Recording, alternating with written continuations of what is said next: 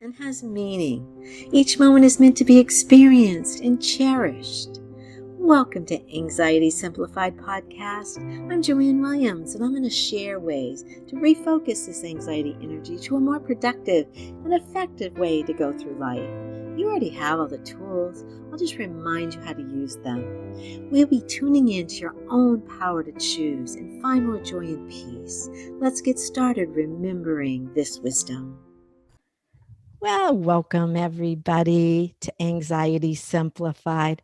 I have a really special guest today I'm going to introduce in a moment, Maureen Kures. And she's an RN, and I'm really excited about this topic. And it seems like nobody else is, but I think it's one of the most important talks you could ever have in your entire life. So I'm really excited that we've had this chance to talk about it because I think as families, somehow we just don't look at end of life issues. And that's what we're going to talk about today.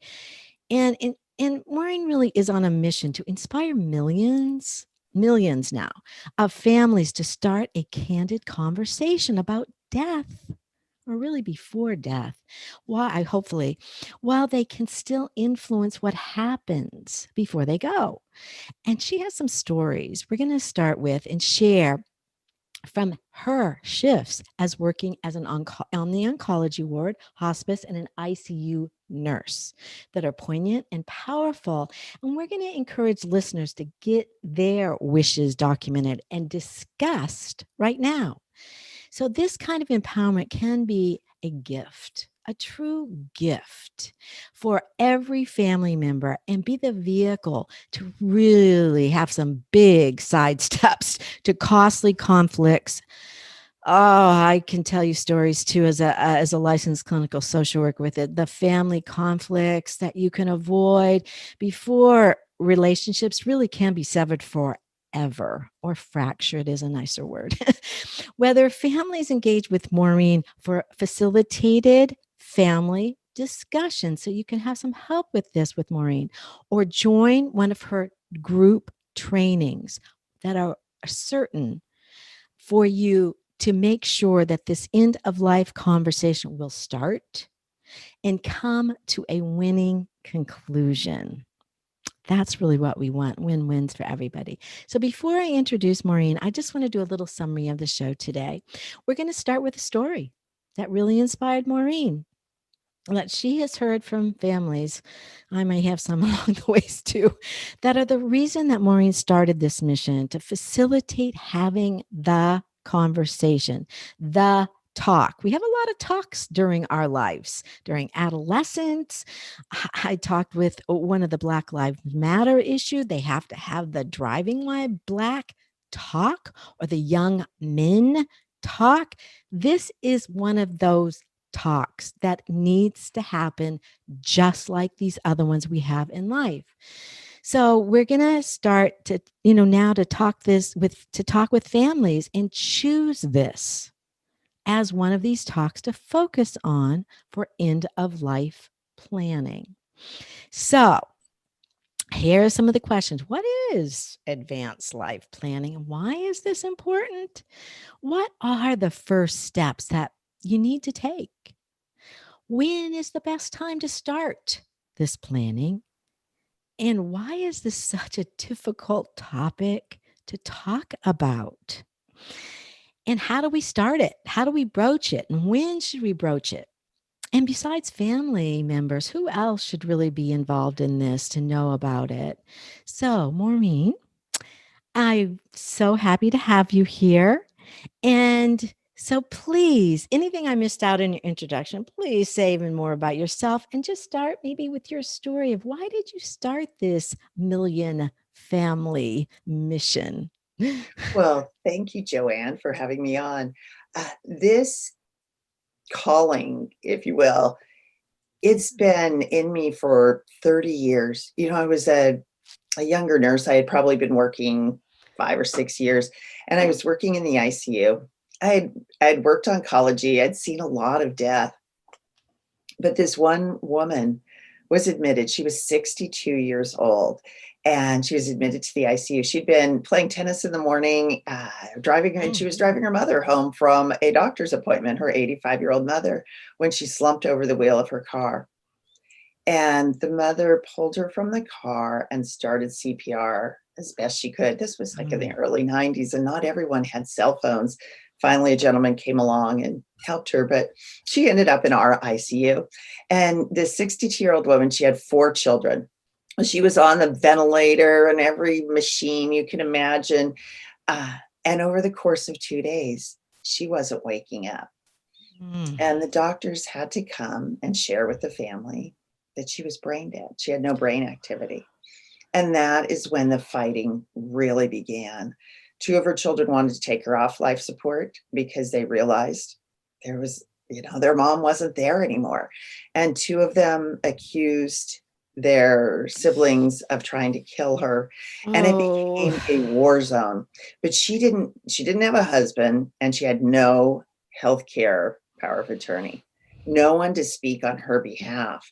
And so they had never talked about this because, my gosh, she was 62. She was healthy and active. Why would you talk about this?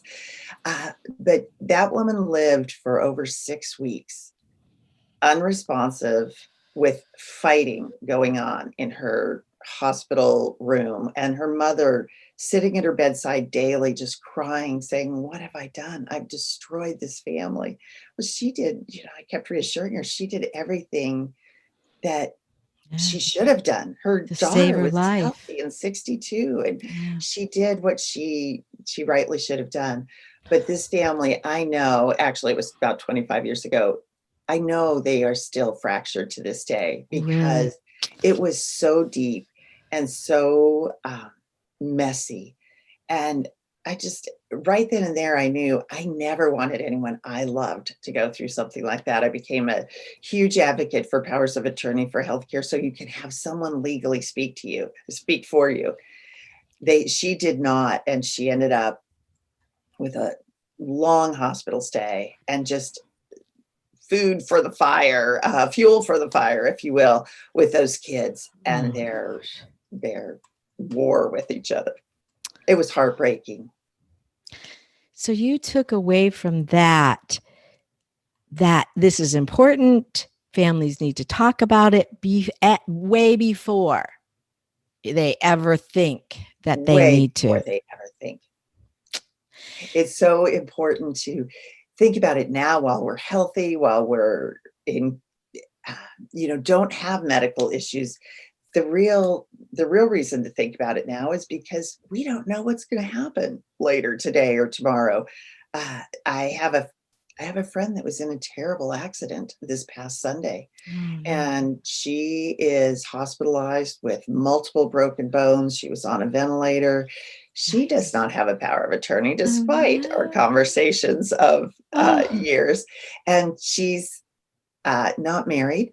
She has a partner, and she has elderly parents that are very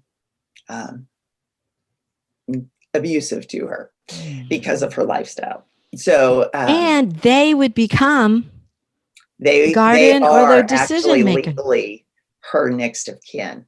So it's these abusive parents.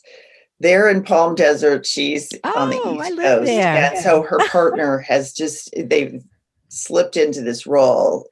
And there's not been a lot of questioning, but her parents really are her legal next of kin. And she was intubated, meaning with a breathing tube down her throat for 3 days. So, that's where it becomes tricky. We don't think we're going to have that accident. We don't think that this is going to happen. But, this is a legal issue. And we think of it more as a medical issue. It's a legal issue. And the reason that woman, a 62-year-old, was kept alive all that time is because those kids all had equal say, and they had to keep her alive because they couldn't take her off life support because of the kids saying no, her children saying no. It went that story went to the ethics committee, almost every week. And they had to follow the wishes of the children. How painful. Yeah. painful, painful. Oh, there's so many stories like that, So as I know you know. I do. And, I'm an advocate as well. And that's why I wanted to have this conversation, because I just don't think people understand the depth of pain and suffering that the family outside of the patient truly Yes. is going through, and the divisions, like you're saying, that can happen. So let's start with, what is advanced care planning? I think we talk about how important it is. So what is it? Advanced care planning it's really simple. It's getting your decisions in order, thinking about them, going through. There's many different ways to get your advanced care plans done. I always think it's best to make sure it's legal in your state. There's something called the 5 wishes. Now, that's not legally recognized in every state. There's I am a facilitator here in the Northwest for Honoring Choices Pacific Northwest, and we have a whole advanced care planning guide. But it's a step-by-step decision-making process, starting off with who's going to be your power of attorney for healthcare. I think that's first and foremost the first decision you need to make. Who will speak on your behalf if you are unable to do so? And that's not as simple as a thing as you think. I was just going to say, I'm going to say again, as a clinical social worker that worked with, I don't even hundreds, probably 1,000 families with this, because you've got to really think this through. I just went through this actually with a family member, and he appointed me because he knew I would follow his wishes. He did not think his wife could. Right. And I'm the one that pounded, you got to get this done. You got to get this done today. Yes. And, most times I'll say to a family, you can pull something off your state's website. So you do have the legal one from Yes. your state. Is that what you tell people as well? That's what I tell people. Or I used to tell people before we had the internet, go to an office supply store. They have forms, and they just have to be witnessed and notarized to be legal. But I too was my uncle's power of attorney, because he knew his daughter was his last living relative. His 2 sons and his wife had already passed away, and he knew his daughter, it would be too emotional for her. So often we think, oh, my spouse, oh, my oldest child. Right. And it's a very emotional, as you know, it can be a very emotional when it's a role family and member. responsibility. Yeah. As a social worker, I could be objective. I could see the other side. I could understand and give facts, and be kind of rational. But when you're a family member emotionally going through all the roller coaster, the doctor saying this, the possibilities and all these things, to me, it's like a tornado going on in my head.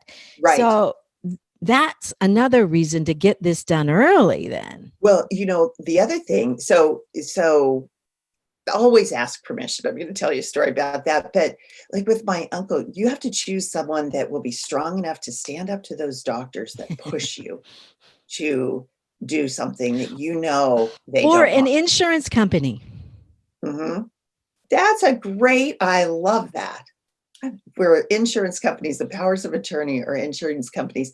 So with my uncle, he was 88. He went to his golf kickoff luncheon on a Friday afternoon, and he was so excited about the golf season.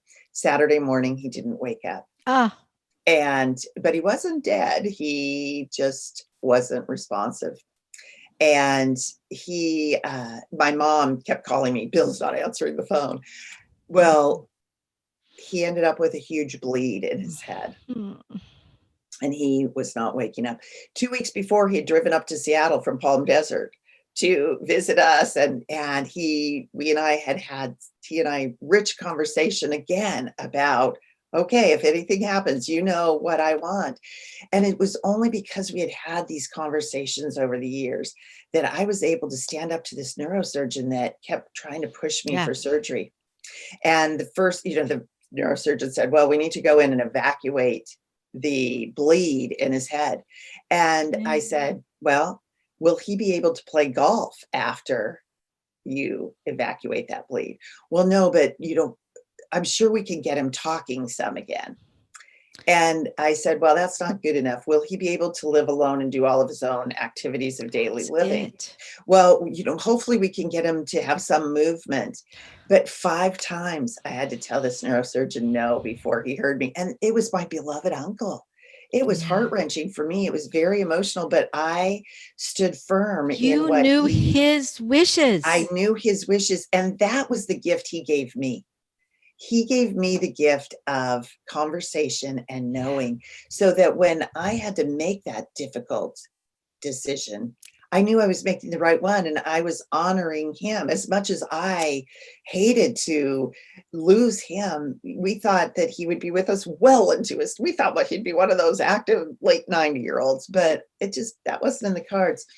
And another story, I was the power of attorney for a dear friend who was almost like my adopted mother here, only I didn't know I was her power of attorney. She never told me. That's why. And it was when she ended up having a medical procedure, the one I couldn't take her to, she was having health issues. She ended up being rushed to surgery with her friend calling me saying, they don't think she's going to make it through surgery. And you're one of her powers of attorney. She had chosen co-powers of attorney. Oh no. And this is not a good scenario. Ever, in my opinion. Explain what a anything is.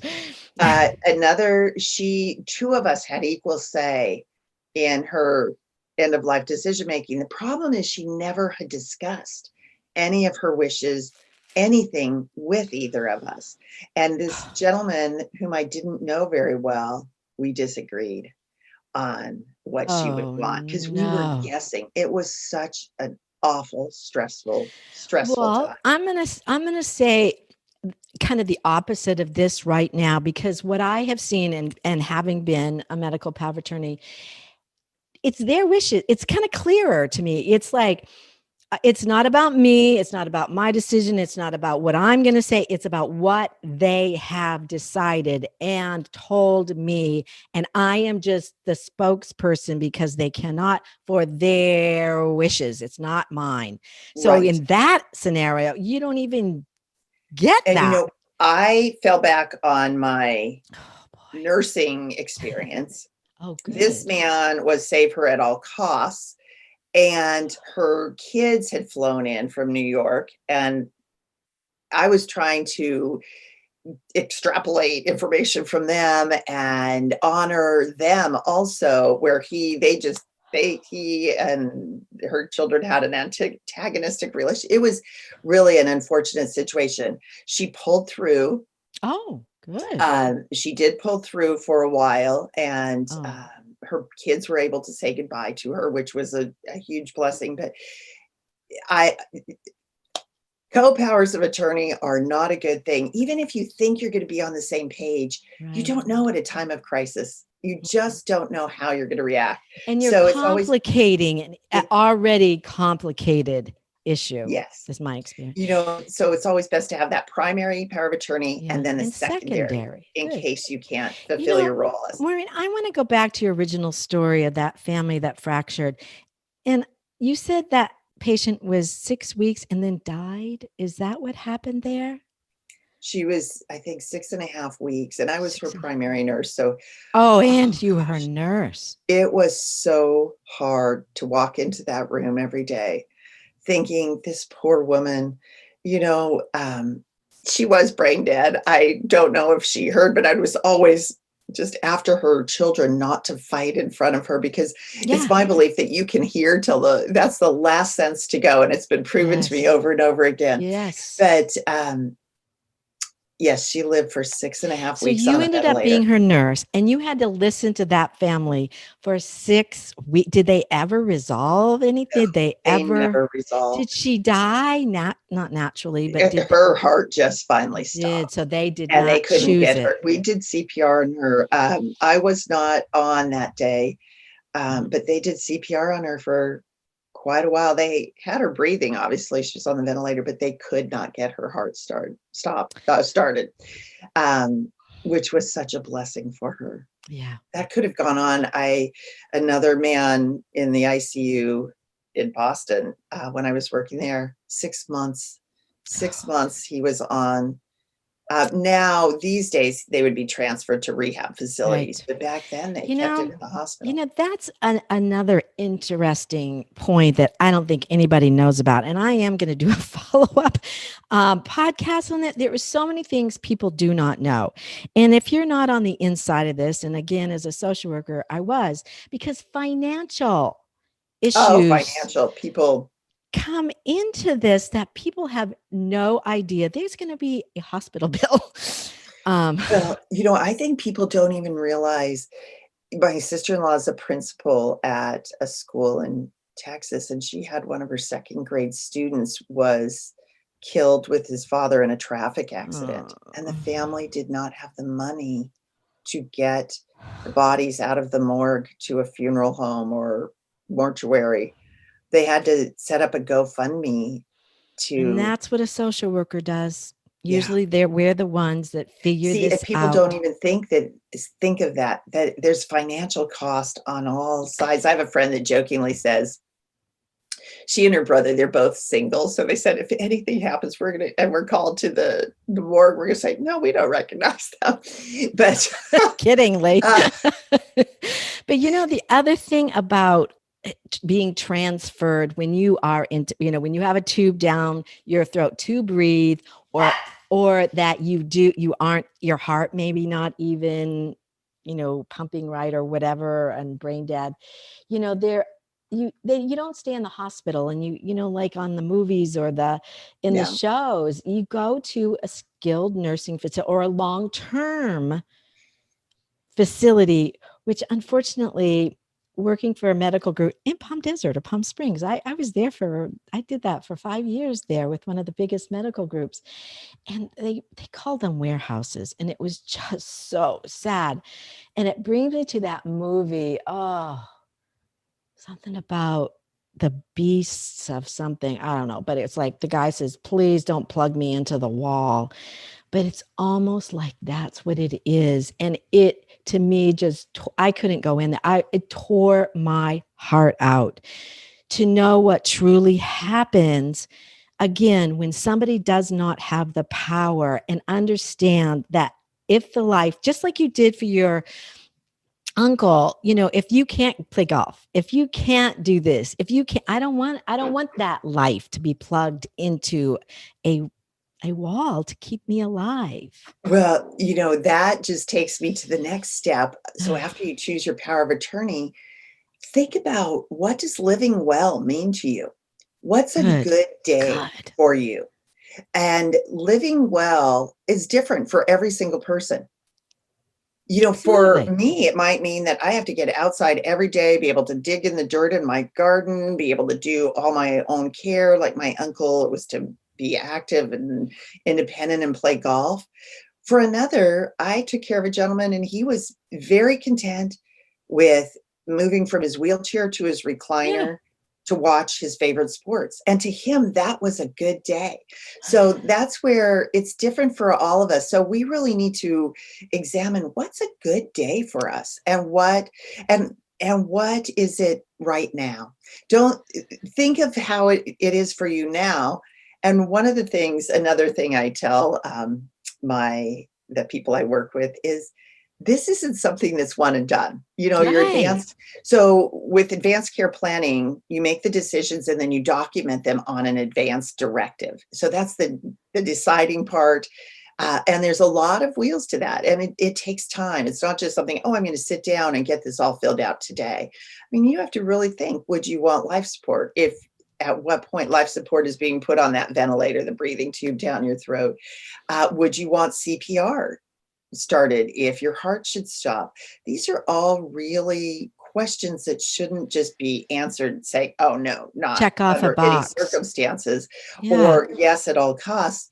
There's different, if the doctor said you have a 75% chance of surviving if I'm the power of attorney, if we put her on a ventilator, there's a 75% chance that she'll pull through. This is just a short-term thing. Well, yes, then I would say for me, this is for my, have them put me on, give me a 10 day period, or, you can decide whatever you want, but it's all individual. And as we age, they change. Our decisions and what living well means to us will change. And that's why wrapping back around, I tell people, make this your birthday present to yourself every year. Sometime around your birthday week, your birthday month, review your advance directives. Do I still have the right person as my primary power of attorney? Is that the best choice for me? Or have they moved to far off land? Maybe I need to update that. And would I still want CPR and this and that? Are these decisions still settling with me as what I would want at this time in my life? And if they're not, redo them, print up another advance directive. And and I'm hearing two conversations that need to be had through time with yourself at your birthday. That's great. But with your power of attorney, your medical power of attorney, because this is what you're sharing. What do I want? And it might change.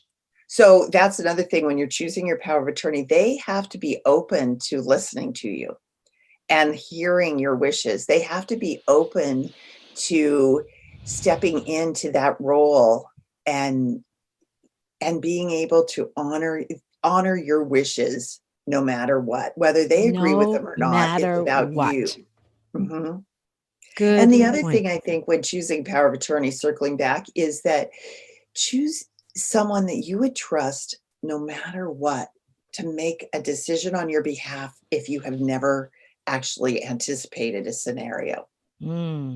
Because sometimes those decisions have to be made and you're thinking, wait, we never talked about this. Right. So by having these conversations with your power of attorney, it's also called your healthcare advocate, surrogate agent. There's so many different terms, but by having this conversation and keeping them updated through the years, if they remain your power of attorney, you have to trust them enough to make decisions that you've never talked about, but they can make educated decisions because they know your overall wishes. Because you've had that conversation through time. You've had that conversation.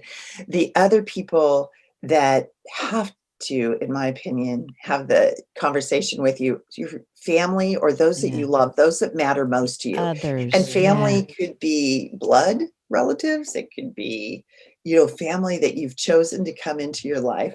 But those people that matter most need to know your wishes so that when you're in that ICU, if that ever happens, and your 4 kids are there, they all know straight from you what your wishes are, and they can honor and respect them, whether they agree with them or not. But you won't have those fractures that'll sever the families forever. These wounds run deep. I have talked to people that still years later have no relationship with their siblings because of things that happened at their parents' end of life. Or I had one man telling me his siblings were suing him because they thought, as the executor, he was stealing from their estate, the parents' estate.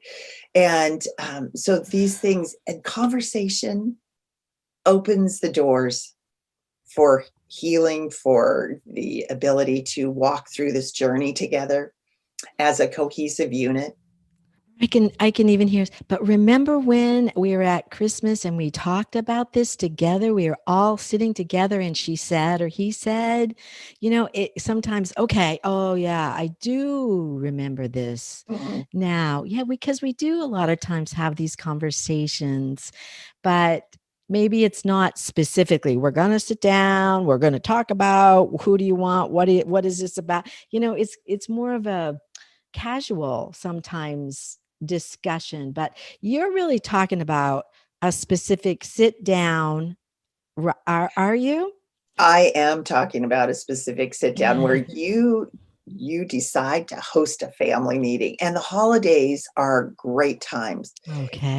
It could be inviting your family over for a piece of pie. Right now, during the era of COVID, it might be a little bit harder. One of the things I have come to discover, though, is that families can gather over Zoom. My 88-year-old father-in-law and my 84-year-old mother in different parts of the country, we even have them proficient at Zoom now. They can hop on Zoom, and that's really opened up the ability for families to have these conversations. It's not quite as personal Yeah. as being there in a warm, welcoming environment. But I had this conversation with, I have 3 sons, all in their early 20s, 22 to 25 now, but two years ago at the holidays, were all heading back to college or grad school. And I said, when you're all home at the holidays, I want a 4-hour block of your time, because we're going to talk about, your dad and I are going to talk about what we would want done if anything happens to us. I want to go over our estate planning. I want to go let you know what my wishes are. And I thought I'd get the eye roll, like, oh, Yeah. geez, here goes mom again. But one of my sons, my youngest son, 2 of his good friends were in a very bad accident right after high school graduation. And it was a miracle that they were alive. They walked away from a car that had rolled multiple times. They both fell asleep coming over a mountain pass. And the doctors told the families there was a bubble of an angel surrounding this car, because they should never have walked out of it. Wow. And so Adam said, Mom, I think it is important. So I said, it might take an hour, it might take 6, but I want a 4-hour block of your time. And we had the best conversation ever as a family. But one of the things I wanted to do is, I didn't want my kids to ever guess what to do with me. I wanted them to know straight from the horse's mouth, if you will. And I didn't want them fighting over the lamp in the corner because they all wanted it. And then their good relationships severed forever. So these family conversations are really powerful. And they're also like healthcare decisions. They're not one and done. They should be done over time, gathered together yearly. I told my boys every 2 years, we're going to have a little update on our family meeting. I found out one of my sons, if he were to die, wants his brain donated to Boston University's concussion clinic or concussion study. I never would have known that if we hadn't talked. Oh, that's sweet. Boston University is my alma mater. My dad's too. Yeah, I loved it. Something I have found helpful with these conversations is, especially if they are together. This year may be a little bit different because of COVID. But if you can elicit maybe another family member to start and be with you on this conversation, sometimes you might have to insist. No, I really need, like you're saying, I need a sit down time after dinner where we're just going to have our drink or whatever. I like an hour, even just to say a certain amount of time that we can all talk and get somebody else to go, yeah, mom, dad, I want it too. And Right. sometimes that is enough to go, oh, okay. They think this is important. And they will listen then. That is a great time. And to get someone, there's power in numbers, right, Joanne? Yeah, I've And found that helpful. it's not as scary. I mean, let's face it, this is all a scary topic. None of us like to face our own mortality. Gosh, I hope I live skidding into the grave when I'm 98, that I'm all worn out. But we have to plan and prepare, and it makes then living more fruitful. We can live without that dread that we don't even know we have. It allows people to live more freely. Yes, I agree. It's done. To me, it's like checking things off lists. I don't have to think about that anymore. And I think the other thing I would say, there are some really good, like the 5 wishes, if that's something that works in your state, but it takes you through the process if you feel like you're confident and competent about doing this. But if not, that's where your service really comes in, or the group, or the whatever. Because if I'm like, I cannot do this, I can't talk about it. So you really provide a service to families. How does that work, Maureen? Well, I have different group courses, one starting tonight, actually, gosh, where I walk through all the different aspects of end of life planning, and then give them a template to go, each person can create their own, but I give them the tools to create their own template to do their best family meeting after they've gotten all of their end of life wishes decided and documented. Because, like I said, it has to be discussed with the family for it to be the most powerful and effective. But I also do one-on-one with families, Okay. and I go in and facilitate family meetings when needed. Okay. Like if there is an issue discussing this or maybe even Or in the some people moment. just don't, yes, they just don't want it. Or I have one client who has family members that are in conflict, but she Mm, really wants this taken care of. It's good. very important to her that her two children that don't really speak to each other know her wishes, and they're together when they hear it. So bringing me in to help That's really good because, navigate. that's good because, like for financial stuff, we would do this in a moment, right? You're not going to think about, I'm going to create whatever, you usually get a financial person to come in and navigate the way. And this is kind of no different. I'm hearing, if this is not your realm, so to speak, of specialties in your life or experience, call in a professional to help you with this process. Oh, that's great. I haven't heard a lot of people doing this. It's usually a social worker in the hospital in the last minute or the doctor's Right. office or whatever. So this is so much better. It's so proactive. I love proactive. I do too. And something, I don't know if you include this. We always did, but again, I was with a medical group. Do you go into do not resuscitate or DNRs or the pulse, the physician's I order for do life cover sustaining treatment? You do. I do Good. cover DNR and pulsed. Good. Uh, I think people don't realize they think they're DNR, and then they're resuscitated when the paramedics come to their home, and they don't realize that legally the paramedics have to resuscitate them. And I've had people tell me, but my brother had a DNR bracelet, medical bracelet. That doesn't mean anything except in the hospital. So the physician order for life-sustaining treatment, in our state, it's bright green. I don't know. I Ours think is different bright states, pink. yeah, they have different colors, but you walk through that with your physician and sign off. The physician has to sign it, but then put it in a place of prominence like the refrigerator, I think is that where you told people to put Well, it? this was in California. That was the only place EMT had to look. They only Right, had to look one place. If it wasn't on the refrigerator, that was it. Because they got to get, their job done, so to right. speak. So, and it's a physician's order. And that is the difference that, when somebody hears there's a doctor's order, they're like, I don't have a choice. This is it. But with a DNR, it's like, I still have to get you to the hospital, to the doctor to make that decision. So Right. it's a important issue because I'll tell you a story about that we experienced with my father-in-law who lived with us, who had dementia, and we still had the conversation. Mhm. And he had signed a DNR. And this was a long time ago. This was way before, I think, way before the Pulse even came out, and in 89. So it was a long time ago. But he had chest pains down his arm, and he had for a long time. And we're like, come on, you got to go. Nope. I'm not going to the doctor. I don't want anything. But he fell on the floor, and so we called 911. We did not know what was going on at that point. Took him to the hospital, but he had an aneurysm.